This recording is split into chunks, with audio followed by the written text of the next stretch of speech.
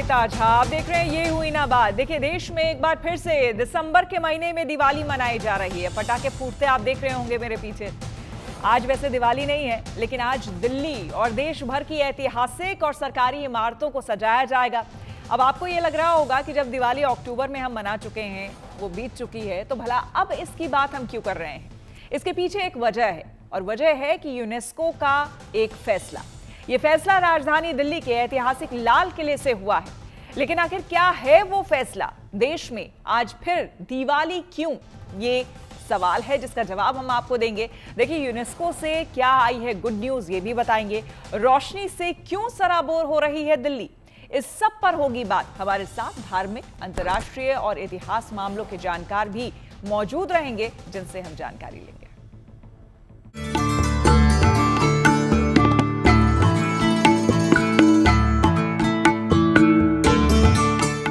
किया है राजधानी दिल्ली के लाल किले में चल रही यूनेस्को की अंतर्राष्ट्रीय समिति की बैठक में फैसला हुआ है। कहा जा रहा है कि इस बैठक में 54 अमूर्त सांस्कृतिक विरासत प्रस्तावों की समीक्षा चल रही है। अब तक भारत के 15 धार्मिक सांस्कृतिक पर्वों को इस सूची में स्थान मिला था।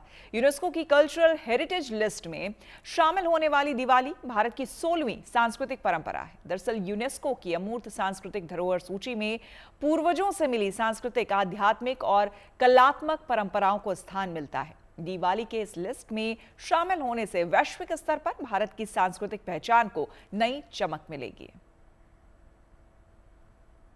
I see no objection. I therefore declare decision 20.com 7B24 as adopted.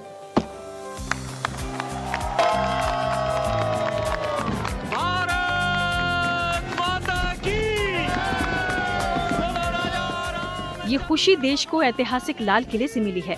लोगों के चेहरे खुशी से चहक उठे हैं। यूनेस्को की समिति ने अमूर्त सांस्कृतिक विरासत की सूची में दीपावली को शामिल कर दिया है।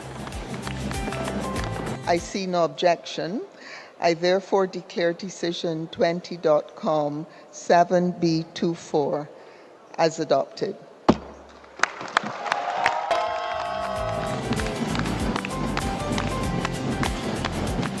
जैसे ही इसकी घोषणा हुई, हर तरफ तिरंगे लहरा उठे।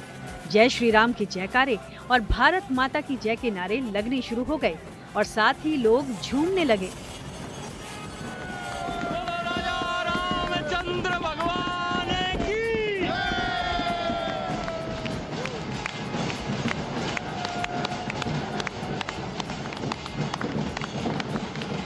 यूनेस्को की ओर से दी गई इस गुड न्यूज पर प्रधानमंत्री मोदी ने भी खुशी जताई।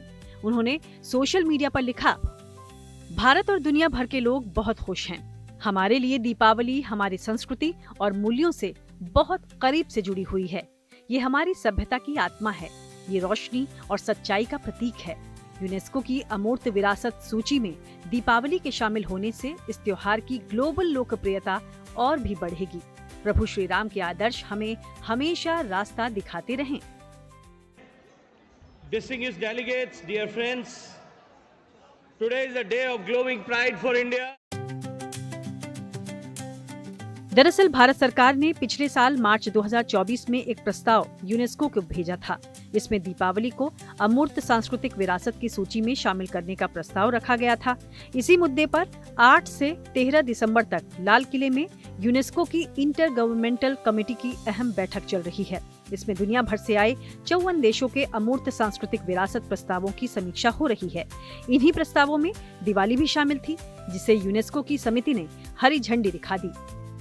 यूनेस्को की इनटेंजिबल हेरिटेज की सूची में हमारा अपना त्योहार दीपावली को शामिल किया गया है।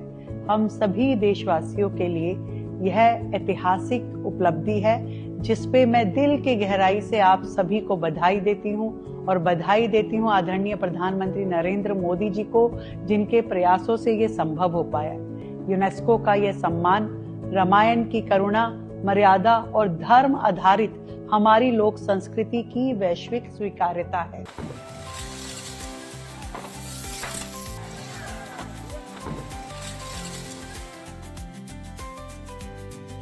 यूनेस्को की ओर से दी गई इस खुशी को लेकर आज पूरी दिल्ली को दिवाली के रंगों में सजाया जा रहा है।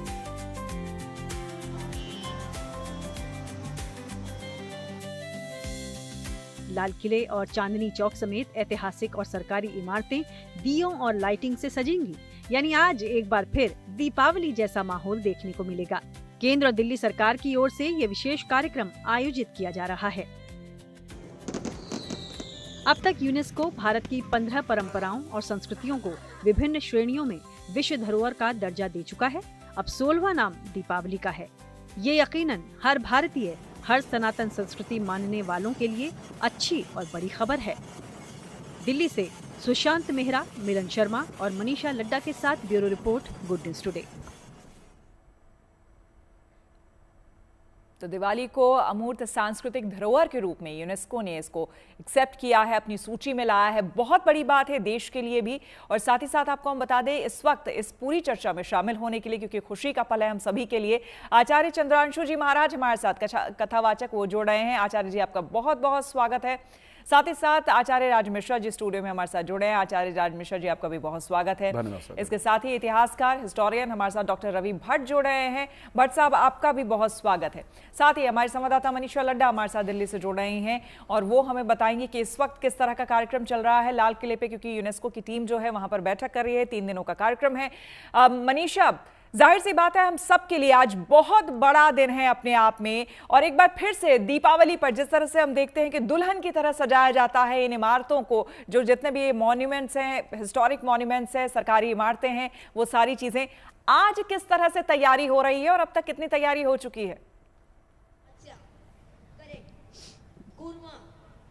बिल्कुल श्वेता, आपने सही बोला। भारत के लिए आज वाकई में बेहद गर्व का दिन है। जो दुनिया भर में जो त्यौहार रोशनी फैलाता था, अब वो वैश्विक तौर पर जो है यूनेस्को की अमूर्त जो सांस्कृतिक धरोहर है उसमें शामिल हो गया। और लाल किले के प्रांगण में इस वक्त मैं मौजूद हूँ, लेकिन यहाँ की जो तैयारियां हैं, अभी थोड़ा सा समय आपको दिखेगा, लेकिन तैयारियां मैं एक बार दिखाना चाहूंगी कि लाइट्स आपको अभी से दिन में उजाले के समय ही आपको जो है, क्योंकि आज जो है वाकई में दिवाली जो है वो मनने वाली है। हर जो इमारतें हैं वो दियों से, लाइटिंग से जो है वो सजाई जा रही है। और कुछ ही देर में 5:30 बजे का समय तय है। इस वक्त हम दीवाने आम में इस वक्त मौजूद है लाल किले के अंदर, जहां पर कल्चरल प्रोग्राम होने वाला है। और यहीं पर 5:30 बजे दिल्ली के LG हो, दिल्ली की CM जो हमारी रेखा गुप्ता है वो, और साथ ही साथ जो यूनियन मिनिस्टर है कल्चर के, वो यहाँ पर अभी आएंगे। 5:30 बजे जो कार्यक्रम है वो शुरू होगा और लाइटिंग से शुरुआत होते हुए कल्चरल इवेंट की तरफ जाएगा, जिसमें कथक से लेकर अलग अलग बैंड के आर्टिस्ट जो है वो यहाँ पे परफॉर्म करने वाले। तो तैयारियां यहाँ तो चल रही है, लेकिन देश के अगर हम बाकी राज्यों की बात करें तो आज एक माहौल अलग ही नजर आने वाला है। जैसे ही अंधेरा होगा, दिल्ली में इस पूरी तरीके से जो रोशनी है वो जगमग आपको उठती हुई नजर आएगी। चाहे इंडिया गेट की बात करें, चांदनी चौक की बात करें, जितनी भी ऐतिहासिक धरोहर है, जितनी भी जो मेन जो पॉइंट्स है दिल्ली के अंदर खास तौर पर, वो खास तौर पर जो है वो सजाए जा रही, क्योंकि आज का दिन वाकई में बहुत खास है। और जिस तरीके से हमने एडिशनल सेक्रेटरी से जब हमने बात करी, अमिता प्रसाद से, तो उन्होंने बोला कि गरबा हो, कुंभ हो और उसके बाद दिवाली जैसा त्यौहार जो है वो यूनेस्को की इस लिस्ट में जो है शामिल हुआ है। लेकिन अगला बारी है, अगली जो बारी होगी वो छठ पूजा की होगी। और भारत अपनी तरफ से पूरी कोशिश करेगा कि छठ को भी ये दर्जा दिया जाए, क्योंकि वाकई में एक बहुत बड़ा पर्व है। और इस बार आपने भी देखा था किस तरीके से छठ के अलग अलग रंग जो है देश भर में नजर आ रहे थे। खास तौर पर दिल्ली की अगर हम बात करें तो दिवाली के बाद अगर हम दिल्ली के सांस्कृतिक जो परंपरा है उसकी बात करें तो उसमें छठ पूजा भी जो है वो जल्द शामिल होता हुआ नजर आएगा, जिसकी भारत जो है वो अपनी तरफ से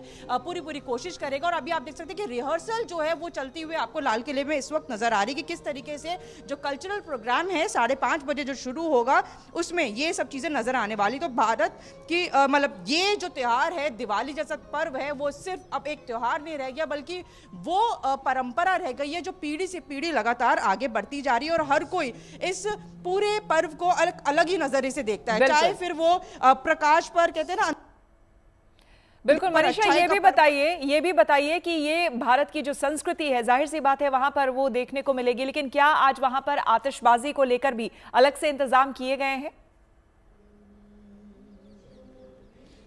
बिल्कुल श्वेता, आतिशबाजी के इंतजाम की खबर आ रही थी, लेकिन उस पर जो है मना कर दिया गया है कि आतिशबाजी यहाँ पर नहीं होगी, क्योंकि यहाँ पे ऑलरेडी बहुत सारे डेलीगेशन आए हुए, 150 के करीब देश और 700 से ज्यादा उनके रिप्रेजेंटेटिव्स यहाँ पर आए हुए हैं। तो उसको देखते हुए और जिस तरीके से अलग अलग कार्यक्रम इस वक्त लाल किले में जो है वो चल रहे हैं, तो उसको देखते हुए यहाँ पर आतिशबाजी जो है वो मना कर दिया गया है। लेकिन दिए और लाइटिंग का जो अलग सी जो रोशनी है वो जरूर लाल किले में आपको नजर आने वाली है। पूरा लाल किला जो है वो जगमग होकर उठेगा जब एक बार बस अंधेरा होने की देर है। लेकिन मैंने आपको दिखाया उजाले का समय, दिन का समय, धूप निकल रही है, लेकिन किस तरीके से जो लाइट्स है वो अभी भी आपको जो है वो जलती हुई नजर आ रही है। तो हर किसी को इंतजार है कि 5:30 बजे जब अंधेरा होगा तो वाकई में वो एक जो दिवाली थी जो हम सब ने मिलकर मनाई थी, और उसके बाद आज दिवाली का जो पर्व है वो मनाया जाएगा। और भारत की तरफ से ये दलील भी रखी गई थी कि दिवाली सिर्फ एक त्योहार नहीं, एक ऐसी सांस्कृतिक धरोहर है जो करोड़ों लोगों को जोड़ती है एक साथ, चाहे फिर वो धर्म की बात हो, भाषा की बात हो या कोई भी क्षेत्र की बात हो। और इसी फैसले पर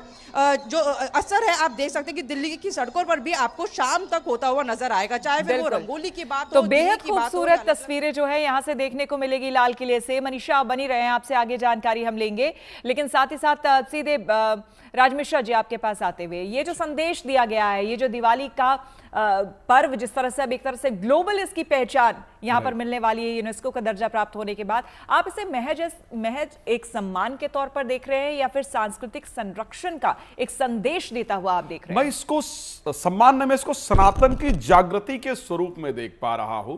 श्री रामचरितमानस का एक बहुत सुंदर चौपाई है श्वेता जी, यही संदेश सरिस जग माही कर विचार देखो कछुना ही। इस संदेश के बराबर मुझे लगता है शायद सुंदर संदेश और कोई प्राप्त नहीं हो सकता है कि जिस दिवाली को भारतवर्ष के अंतर्गत मनाया जाता था, सनातन के भारतीय जो है वो विशेष रूप से मनाते थे, आज उस पर्व को पूरा विश्व जान पाया है, पूरा विश्व समझ पाया है और पूरा विश्व मनाने के लिए तैयार है। और आज उस पर्व को संयुक्त राष्ट्र का शैक्षणिक, वैज्ञानिक और सांस्कृतिक संगठन यूनाइटेड नेशन ने उसको अपने यहां पर दर्जा दिया है, उसको सम्मान दिया है। तो इससे जो सनातन की और जागृति होने वाली है, सनातन के बारे में लोगों को जो जानने का एक मौका प्राप्त होगा वो और प्राप्त होगा। विश्व के लोग विशेष रूप से उसको जान पाएंगे, समझ पाएंगे और ये एक जानने का विषय है। मुझे लगता है इसको बहुत पहले सम्मिलित होना चाहिए था और आज हो गया तो हमारे लिए सौभाग्य का विषय है, क्योंकि लोगों के लिए जानना आवश्यक है कि एक्चुअल में दिवाली क्यों मनाई जाती है, हम दिवाली मनाने के पीछे हमारा उद्देश्य क्या है। उद्देश्य यह है कि हम उस राम के वन से वापस आने के जो औचित्य में है, उस कारण से हम दीपावली को मनाते हैं।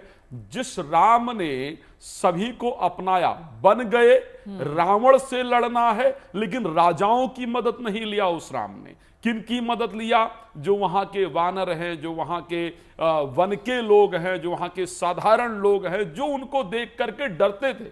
अगर भगवान राम से सीखने की बात की जाए, रावण का चर्चा आता है श्वेता जी, रावण कहता है जब वहां मरकट कटकाई जिए बेचारे निश्चर खाई, ये हमसे लड़ेंगे, ये हमसे लड़ने आएंगे, इनको तो ये तो आएंगे तो हमारा कुछ दिन का खाना हो जाएगा। लेकिन वही जाकर के रावण पर विजय प्राप्त करते हैं, वही जाकर के उन राक्षसों का वध करते हैं। तो जो लोगों में मोटिवेशन क्रिएट करना चाहिए, पावर क्रिएट करना चाहिए, उस राम जी ने क्रिएट किया। अच्छा, अब दूसरा विषय आज अगर देखेंगे श्वेता जी, मैं इसलिए कहता हूं कि ये पहले सम्मिलित होना चाहिए था, आज सम्मिलित हुआ, हमारे लिए सौभाग्य की बात है। आज देखिए, जो देश दूसरे देश पर विजय प्राप्त करता है वो अपने हिसाब से वहां की प्लानिंग करना चाहता है। आज बहुत सारे कंट्री की चल रही है कि हम उसको नए तरीके से बिल्डअप करेंगे, प्लान करेंगे, या अपना रिप्रेजेंटेटिव वहां पर बिठाता है।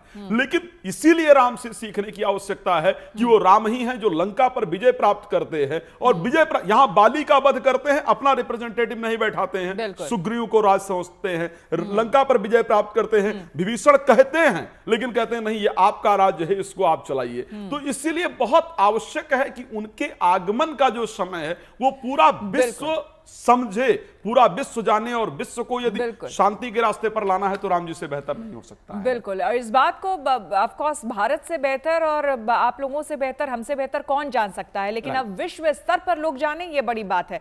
भट्ट साहब, आपसे यहाँ पर जानते हुए कि आपको क्या लगता है ये किस तरह का मैसेज देने वाला है यूनेस्को में शामिल होने के बाद दीपावली? क्या आप इसे ऐसे देखते हैं कि ग्लोबली, हालांकि ये फेस्टिवल, ये उत्सव जो है पूरे विश्व में मनाया जा रहा था, न सिर्फ भारत में, लेकिन अब आप इसको क्या ग्लोबल फेस्टिवल के तौर पर और मजबूत होता हुआ देख रहे हैं? यहाँ पर मैं आपको एक विशेष बात बताना चाहूँगा जी। कि हिंदुओं के 3 त्यौहार ऐसे हैं जो कि हिंदू थियोलॉजी को रिप्रेजेंट करते हैं। एक होली है, दूसरा जन्माष्टमी है और तीसरा दिवाली है। ये तीनों ही मोटे तौर पे जो हिंदू थियोलॉजी है, हिंदू फिलॉसफी कहिए उसको, हिंदू रिलीजियस फिलॉसफी जो है उसको वो रिप्रेजेंट करते हैं।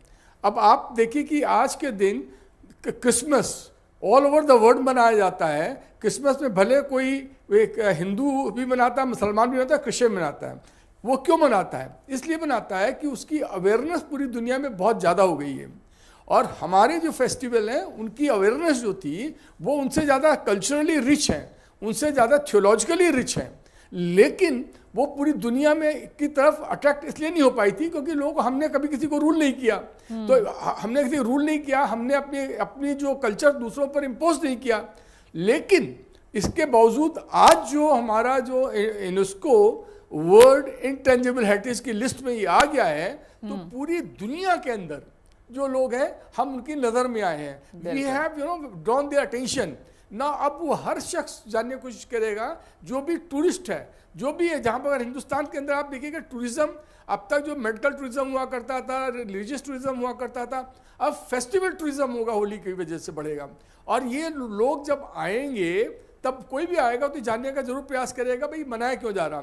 और उसके बाद में जब वो यहाँ पर देखेगा कि असत्य पर सत्य की विजय, झूठ पर सच की विजय के तौर पे हम इसको मनाते हैं। और इसके अंदर पूरी, अगर आप, जैसा कि अभी हमसे पहले जो स्पीकर थे वो हमको बता रहे थे, अगर हम डिटेल्स में जाएंगे तो पूरी एक हिंदू जीवन शैली जो है, राम यहाँ पर राम राज्य की बात होती थी और राम राज्य की बात तो इस दिवाली से शुरू होती है जब वो लौटते हैं वहां पर। तो Ram Rajya is supposed to be an ideal state, ideal state है, आइडियल गवर्नेंस है।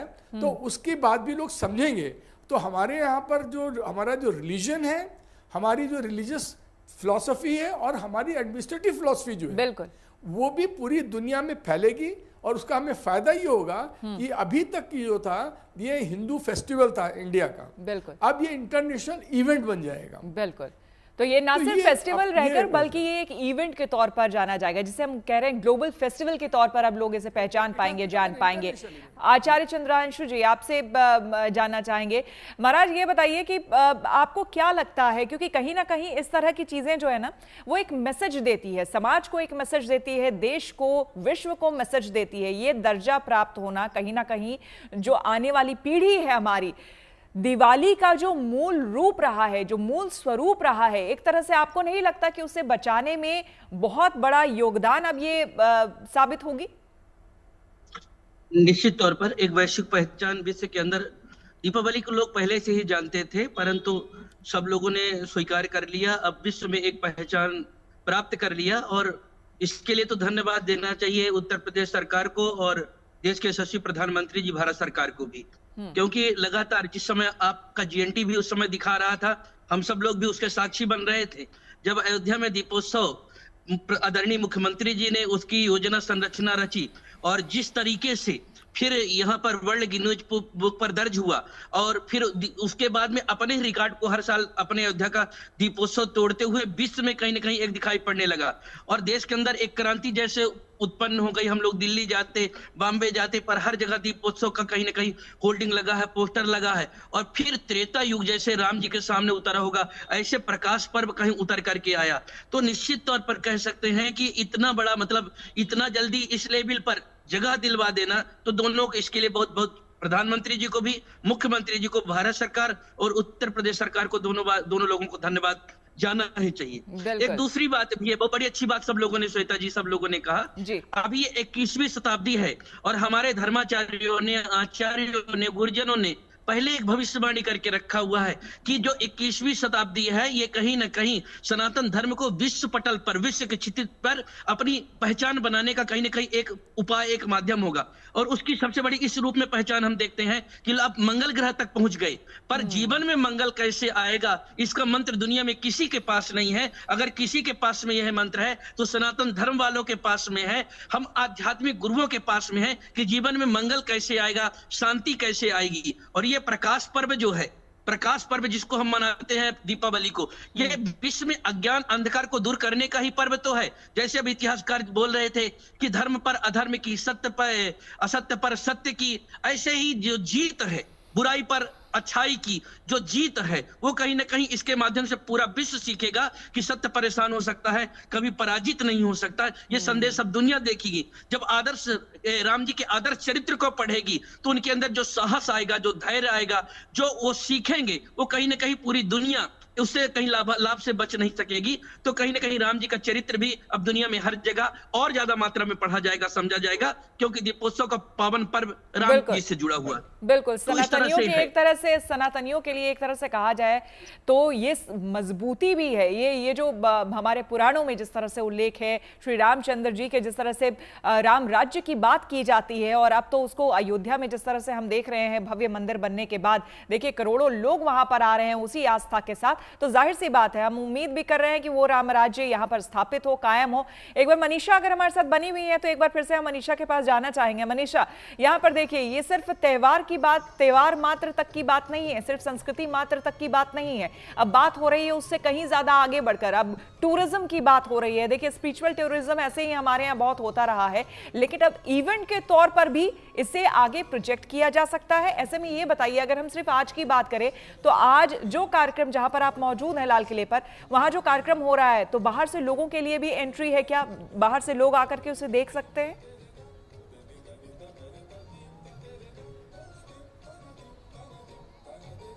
श्वेता, एंट्री की अगर हम बात करें तो थोड़ी रिस्ट्रिक्शन है, क्योंकि बहुत से अलग अलग देशों के डेलीगेट्स यहाँ पर आए हुए, तो जो यहाँ पर जो एंट्री की अगर हम बात करें तो आम जनता आपको यहाँ पर जो है वो बहुत ही कम दिखेगी। यहाँ पे सिर्फ डेलीगेशन और जितनी भी पार्टिसिपेशन है वो यहाँ नजर आएंगे, लेकिन जिन लोगों के पासेस पहले से ही बनाए गए हैं उनको यहाँ पर एंट्री है। तो दिल्ली की अगर आम जनता की बात करें तो वो लाल किले के प्रांगण के अंदर तो वो नहीं आ सकते, लेकिन जब रोशनी से पूरा लाल किला जब जगमग होगा तो वो बाहर से देखा जाना जो है वो उनके लिए रहेगा। लेकिन अंदर की अगर हम बात करें तो एंट्री वैसे नहीं होने वाली। अगर आपको वहां पे भी तस्वीरें दिखाऊंगी, अभी आपको यहाँ कोई नजर नहीं आएगा, क्योंकि जिस तरीके से अगर हम लोगों की बात करें तो यहाँ पर जो है दिल्ली की जनता की भीड़ लाल किले में हमेशा अक्सर देखी जाती है, लेकिन आज खासतौर पर ये जो अलग अलग यहाँ पर जो है लाल किले में कार्यक्रम जो है वो चल रहे हैं, तो उसी को देखते हुए थोड़ी रिस्ट्रिक्शन जो है वो मनाई की गई थी। और आप यहाँ पर ये कल्चरल प्रोग्राम जो देख रहे हैं, जितने भी पार्टिसिपेशन है या इनकी तरफ से जो लोग यहाँ पर शामिल हुए अलग अलग राज्यों से, क्योंकि आप देख सकते हैं कि चाहे कथक की बात हो,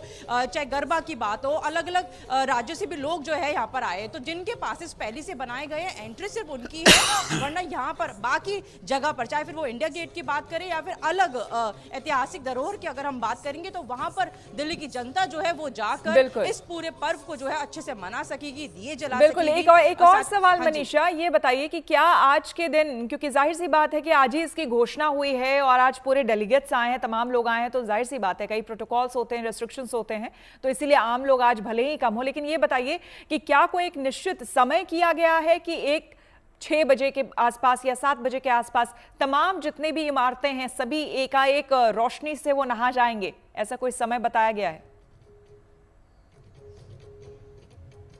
5:30 बजे का समय तो दिल्ली के, हम ये लाल किले की जहां हम बात करें लाल किले का है कि 5:30 बजे का कार्यक्रम यहाँ है, लेकिन जैसे ही अंधेरा होगा आपको सिर्फ और सिर्फ रोशनी में हर एक इमारतें, चाहे वो सरकारी इमारतों की बात हो या फिर ऐतिहासिक धरोहर की बात हो, हर कोई आपको जो है रोशनी से जगमग उठती हुई नजर आएगी। तो अंधेरा होने की देर है श्वेता, उसके बाद आप खुद ही अपनी आंखों से वो नजारा देख पाएंगे। जैसे दिवाली में आपने देखा था कि किस तरीके से चारों ओर सिर्फ और सिर्फ रोशनी थी, वो रोशनी एक बार आज फिर से आपको दिल्ली में और देश के बाकी हिस्सों में बात करें तो आपको नजर आने वाली है, चाहे फिर वो रंगोली की बात हो, दिए की रोशनी हो या फिर लाइटिंग्स की रोशनी हो। लेकिन यहाँ पर इंतजार है अंधेरा होने का और 5:30 बजे का वक्त है जब union minister Gajendra Singh Shekhawat, LG और सीएम जो है वो यहाँ पर पहुंचेंगे और तभी उनके साथ ही ये कार्यक्रम की यहाँ पे शुरुआत होगी और उसके बाद हर एक इमारतें जो है आपको जगमग उठती हुई नजर आएगी। बिल्कुल मनीषा, इस बीच हमें रुकना होगा, बने रहे हमारे साथ, लेकिन हमें ब्रेक के लिए रुकना होगा। कोशिश करिएगा वहां पर जो लोग मौजूद हैं अगर आप उनसे बात कर पाए तो अब दुनिया मनाने जा रही है दिवाली। यूनेस्को की तरफ से ऐलान हो चुका है, अमूर्त जो सांस्कृतिक धरोहर है उनमें से एक दिवाली को भी शामिल कर लिया गया है। अब 16 लिस्ट में भारत के जितने भी ये पर्व त्यौहार है उसमें 16 पर्व ऐसे हैं जो कि अब लिस्टेड हो गए हैं यूनेस्को के इस लिस्ट में। हमारे तमाम मेहमान हमारे साथ बने हुए हैं। राज मिश्रा जी, आपके पास आते हुए दीपावली को लेकर जो मूल कथा उसकी है, पुराणों से लेकर तमाम जो वर्णन है उनके, किन किन रूपों में इसका वर्णन किया गया है? देखिए, अगर दीपावली को लेकर के देखा जाए तो आप जहां भी ढूंढने का प्रयास करेंगे, मुझे लगता है वेदों से लेकर के, पुराणों से लेकर के, जिन भी ग्रंथों में, और मुझे लगता है इतिहास तक जहां भी ढूंढने का प्रयास करेंगे वहां सभी जगह आपको दिवाली का वर्णन मिलेगा। अगर आप समुद्र मंथन की कथा में जाएंगे, लक्ष्मी जी की उत्पत्ति की कथा को लेकर के अध्ययन करेंगे, भागवत का अध्ययन करेंगे, देवी पुराण का अध्ययन करेंगे, विष्णु पुराण इत्यादि का अध्ययन करेंगे, इवन वेद का अध्ययन करेंगे, तो वहां पर वो कथा आपको बाकायदा प्राप्त हो जाएगी। इससे आप जान सकते हैं। श्री रामचरितमानस के अंतर्गत तो भाई ये कथा सबसे प्रचलित है, और श्री रामचरितमानस की इन कथाओं को लेकर के आप लोग सुनते हैं कि बंदनवार पताका केतु सबिन बनाए मंगल हेतु, श्री रामचरितमानस में तो वर्णन ही है। और उसी के साथ ये तो सारे वेद ग्रंथों के अंतर्गत तो वर्णन ही है।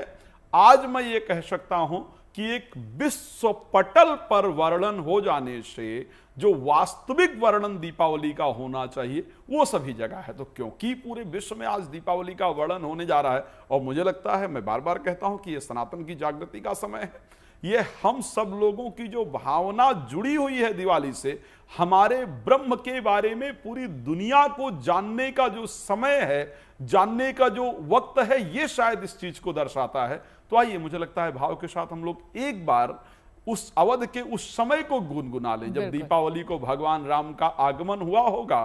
तो किस प्रकार अयोध्या सजी थी, किस प्रकार भारत सजा था, और आज उसी। और तभी एक बात और बता दूं, दिवाली पर ऐसा नहीं था कि सिर्फ भारत के अंदर ही दिवाली मनाई गई थी, तब भी ऐसा था कि सभी जगह दिवाली मनाई गई थी। ऐसा नियम है क्योंकि श्रीलंका में उस समय पर जो लंका के अंदर राज था वो विभीषण जी का था, और विभीषण जी भगवान राम के राज्याभिषेक से बहुत प्रसन्न थे, और वहां पर भी दिवाली मनाई गई थी। तो विश्व पटल पर पहले दिवाली मनाई जाती थी, उसको प्राथमिकता दी जाती थी। धीरे धीरे परिस्थितियां बदल गई और आज दोबारा से हम उसी युग के अंदर प्रवेश कर रहे हैं। तो आइए भाव के साथ थोड़ा सा गुनगुनाएं और फिर आगे चलते हैं। किसने बहुत भाव से लिखा है, आज लड़ियों से मड़ियों से फुलझड़ियों से सजा राम दरबार, शोभा अजब बनी। आज लड़ियों से मड़ियों से फुलझड़ियों से सजा विश्व दरबार, शोभा अजब बनी, शोभा अजब बनी, शोभा अजब बनी, शोभा अजब बनी, शोभा अजब बनी हो। आज लड़ियों से मड़ियों से फुलझड़ियों से सजा विश्व दरबार, शोभा अजब बनी। सजी नगरिया है सारी, नाचे गावे नर नारी, आज खुशियां मनाओ, हाँ हाँ खुशियां मनाओ, गाओ री मंगल चार। शरण कलश रखवा दो, बंधवा दो बंधनवार, आए गए रघुनंदन सजवा दो द्वार द्वार। शरण कलश रखवा दो, बंधवा दो बंधनवार। तो मुझे लगता है श्वेता जी, जब पहले दिवाली मुझे उस दिन की प्रसन्नता हुई थी जब भगवान राम टाट से ठाठ में आए थे, दोबारा ध्वज का आरोहण हुआ, तब मुझे अच्छा लगा। और आज पूरा विश्व दिवाली को अब मनाएगा, पूरा विश्व दिवाली को जानेगा, तो मुझे सबसे प्रसन्नता हो रही। और उसमें मैं धन्यवाद वाकई में जीएनटी का करूं कि आप लोगों ने भारतीय सनातन संस्कृति को इतना बारीकी से दिखाया, इतना बेहतर तरीके से दिखाया है कि शायद मुझे लगता है कि जीएनटी का एक बहुत बड़ा शायद योगदान रहा है भारतीय सनातन त्योहारों को सबको दिखाने को लेकर के। आज अगर इसी विषय को मैं लेकर के बात करूं, ये न्यूज शायद सभी चैनल पर नहीं है, सभी लोग इसको जानते नहीं है, लेकिन आपके माध्यम से, आज आपके चैनल के माध्यम से लोग ये समझ पाएंगे कि यूनेस्को है एक्चुअल क्या। जनरली लोगों को यही नहीं पता कि यूनेस्को क्या है और कहां इसको सम्मिलित किया गया है। तो आप लोग बहुत धन्यवाद के पात्र हैं। बहुत धन्यवाद। भट्ट साहब, यहां पर आपके पास आते हुए, अब ये जो मैसेज की देने की बात हो रही है है। दीपावली को अब जिस तरह से ग्लोबल फेस्टिवल के तौर पर मनाए जाने की बात हो रही है, और इसमें जाहिर सी बात है भारत जिस तरह से और यहाँ की सरकार जिस तरह से, और भी जैसे अब तो छठ को भी बताया जा रहा है, छठ को लेके बात चल रही है, हो सकता है वो भी शामिल हो जाए कुछ समय बाद तक इस लिस्ट में। लेकिन आपको क्या लगता है कि ये भारत की सॉफ्ट पावर और जो सांस्कृतिक डिप्लोमेसी है उसको ये बढ़ावा देती हुई दिख रही है? क्या लगता है आपको? बहुत अच्छा वर्ड आपने यूज किया है, दिस इज कल्चरल डिप्लोमेसी। मैं आपको एक बात यहाँ बताना चाहता हूँ कि जो हमारे जितने भी त्यौहार हैं, उन त्योहारों में मैं विशेषकर दीपावली की समय बात हो रही है उसके बारे में कहूँगा कि उसके पीछे एक बहुत बड़ा जीवन दर्शन है, उसके पीछे एक बहुत बड़ी फिलॉसफी, टू बी एग्जैक्टली से द फिलॉसफी, रिलीजन से एक स्टेप और भी आगे चली जाती है फिलॉसफी, उसके ऊपर इतनी मजबूत फिलॉसफी थी। अब आप कहेंगे कि मैं खाली कह रहा हूँ, इसका प्रमाण क्या है, क्योंकि हर आदमी अपने धर्म के लिए बोलता है ना। तो मैं आपको इसका ऐतिहासिक प्रमाण देता हूँ। जो दीपावली के पीछे कितनी स्ट्रॉन्ग और कितनी लॉजिकल फिलॉसफी थी कि इससे वो विदेशी आक्रमणकारी आक्रांता जो कि हिंदू धर्म को ख़त्म करना चाहते थे, जो कि हिंदू धर्म को इंडोर्स नहीं करते थे जनरली, उन्होंने भी वो भी इससे छूते नहीं रहे। और बाबर हुमायूं को छोड़िए, उसके बाद में अकबर के टाइम से शुरू करके अकबर, शाहजहां, अकबर, जहांगीर, शाहजहां और इवन औरंगजेब जो कि हिंदू धर्म के बहुत विरुद्ध था, वो भी जब उसके वक्त के अंदर भी बिल्कुल कोर्ट के अंदर दिवाली के दिनों में वो गिफ्ट एक्सेप्ट करता था और लोगों को खिल्लत खिताब वगैरह अता करता था, दिवाली के दौरान ही करता था। आप सोचिए जरा सा, तो उससे वो छूता नहीं था। बिल्कुल बिल्कुल सर आएंगे आपके पास। आप बहुत इंपॉर्टेंट बात आप कर रहे हैं, हम आएंगे आपके पास। दरअसल हमारी संवाददाता मनीषा के पास कुछ कलाकार वहां पर मौजूद हैं, रिहर्सल कर रहे हैं। मनीषा, बात करवाइए उनसे, किस तरह का कार्यक्रम वो कर रहे हैं आज? बिल्कुल, आज यही लोग जो है शामिल होने वाले सभी कलाकार इस वक्त मौजूद और हाथ में देख सकते हैं कि सबसे पहले दिया, क्योंकि दिवाली एक ऐसा त्योहार है जिसकी हर कोई इस वक्त बात कर रहा है, चाहे वो दिल्ली की बात हो या दिल्ली के बाहर किसी भी राज्य की बात हो, देश की बात हो, तो हाथों में दिए सबके हैं। कहाँ से आए पहले तो ये बताइए? मैं बैंगलोर से आई हूँ, ओडिसी डांसर हूँ। ओडिसी डांसर। और आप? असम से आया हूँ, Sattriya dance. I am from Manipur, Manipuri dance. तो अलग अलग राज्यों की हमने बात करी थी, कैसा लग रहा है आज? बेहद ही खास दिन है हमारे देश के लिए। हाँ, अच्छा दिन है हम लोग के लिए भी।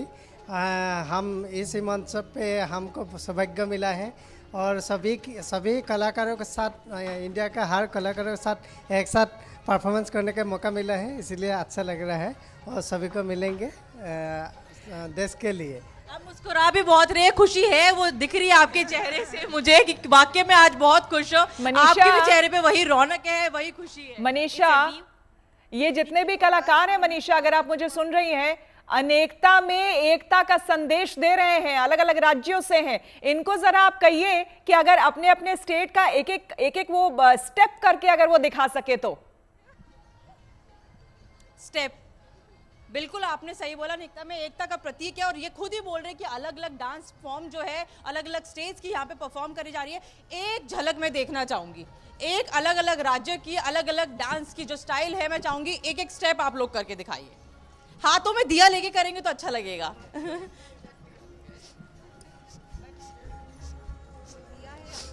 रोशनी का प्रतीक है और इससे हम सबका मन स्वच्छ रहे, साफ रहे, सुंदर रहे और पवित्र रहे और ढेर सारा प्यार के साथ रहे। हम सबकी तरफ से यही शुभकामना है।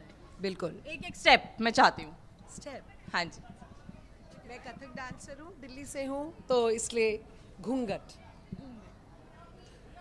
इस खूबसूरत लाल किला में।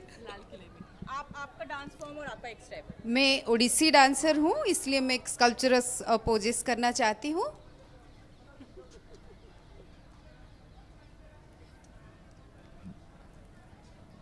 आपकी बारी, आप कहाँ से है?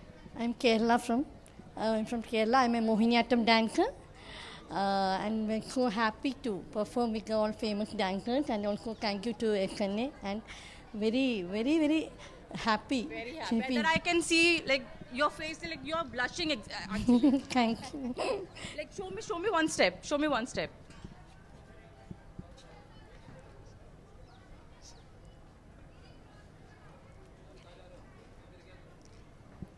क्या बात है। तो हर एक डांस फॉर्म जो है आप आज आपको यहाँ पर दिखने वाला है। आपने भी रिहर्सल करी, रिहर्सल पूरी होगी, तैयार है, 5:30 बजे का वक्त है जब हर कोई आप लोगों को देखेगा। जी नमस्ते, मैं मुंबई से बिलोंग करता हूँ और मैं भरतनाट्यम प्रस्तुत करने वाला हूँ। एक बहुत ही सुंदर एक माहौल है जहाँ पर भिन्न भिन्न कलर बहुत सुंदर दिख रहा है और ऐसा एक टाइम है जहाँ पर हम सूरज की रोशनी देख रहे हैं। तो आई थिंक इसी दिया से जैसे हम सनसेट देख रहे हैं वैसे हम इसी दिया से इस डांस को हम सनराइज़ के जैसे करने वाले हैं। सो भरतनाट्यम स्टाइल में हम ये दिया बता रहे हैं और उसकी रोशनी जो सब जगह फैल रही है, ऐसे अब दुनिया तक फैल चुकी है। डेफिनेटली और जब यूनेस्को का वर्ल्ड समिट है तो डेफिनेटली हम भारतीय संस्कृति को ऐसा बताएंगे कि वो दुनिया तक डेफिनेटली वो फैलेगा ही। तो आज का क्या क्या है, मतलब आज कौन कौन सी परफॉर्मेंस यहाँ होने वाली, क्योंकि कथक की हमने बात करी, सब एक साथ करें तो दिक्कत नहीं आई कि हर किसी का डांस फॉर्म जो है वो अलग अलग है, अलग अलग स्टेज से है। पहले से आप लोगों ने रिहर्सल कितने टाइम से आप लोगों की चल रही थी?